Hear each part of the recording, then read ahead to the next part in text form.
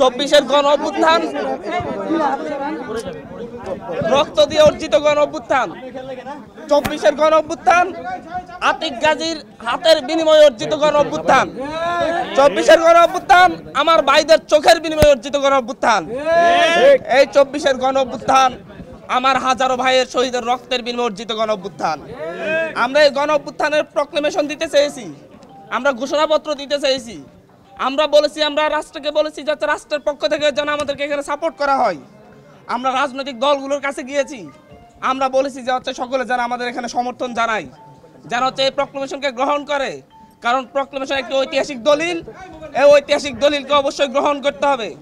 এই ঐতিহাসিক দলিলের মধ্য দিয়ে বস্তা পচা রাজনীতির অবসান হবে, কিন্তু সেই ঐতিহাসিক দলিল যাতে আমরা উপস্থাপন করতে না পারি, যাতে আমরা উপস্থাপন না করি, সেই ক্ষেত্রে বিভিন্ন ধরনের বাধার সৃষ্টি করা হয়েছিল।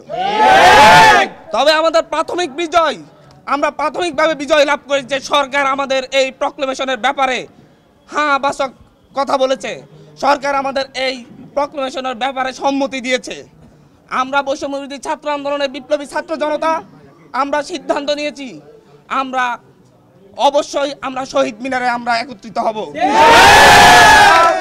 আমরা আমাদের পূর্ববর্তী যে কর্মসূচি আমরা দিয়েছি, আমরা শহীদ মিনারে আমরা বিপ্লবীরা সেখানে একত্রিত হব।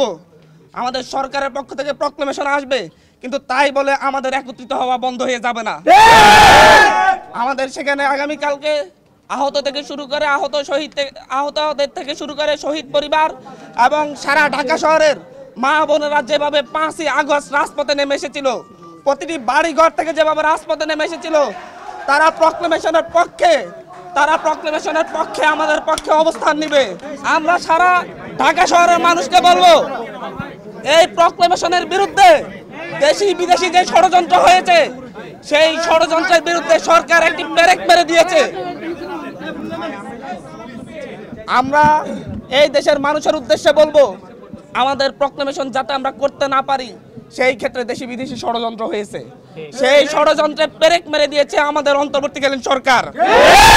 আমাদের প্রক্লেমেশনকে গ্রহণ করেছে, তারা বলেছে সরকারের জায়গা থেকে তারা প্রক্লেমেশন দিবে, কিন্তু আমরা আগামীকালকে সারা দেশের মানুষকে রাজপথে নেমে এসে আমরা এই প্রক্লেমেশনের পক্ষে শক্তি প্রদর্শন। ঢাকা শহরের প্রতিটি বাড়িঘর থেকে মানুষ নেমে এসে এদেশের গণ অভ্যুত্থানের পক্ষে শপথ নিয়েছিল।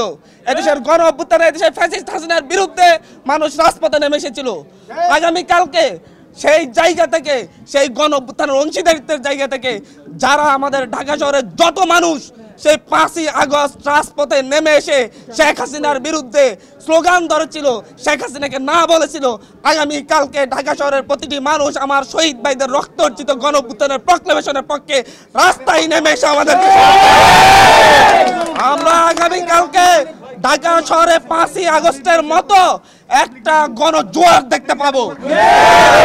এখান থেকে আমরা অন্তর্বর্তীকালীন সরকার যে প্রক্লেমেশনের পক্ষে যে অবস্থান নিয়েছে, সেই অবস্থানকে সমর্থন জানাবো। আমরা সারা দেশের মানুষ সমর্থন জানাবে, যাতে ভবিষ্যতে আর কেউ ষড়যন্ত্র করে এই প্রক্লেমেশনের পথ রুদ্ধ করে দিতে না পারে।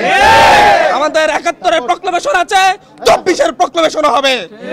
এটা গভর্নমেন্টের জায়গা থেকে হবে, কিন্তু সেটার জন্য আমাদের সমর্থন এই দেশের মানুষ আগামীকালকে সমর্থন জানিয়ে দিবে।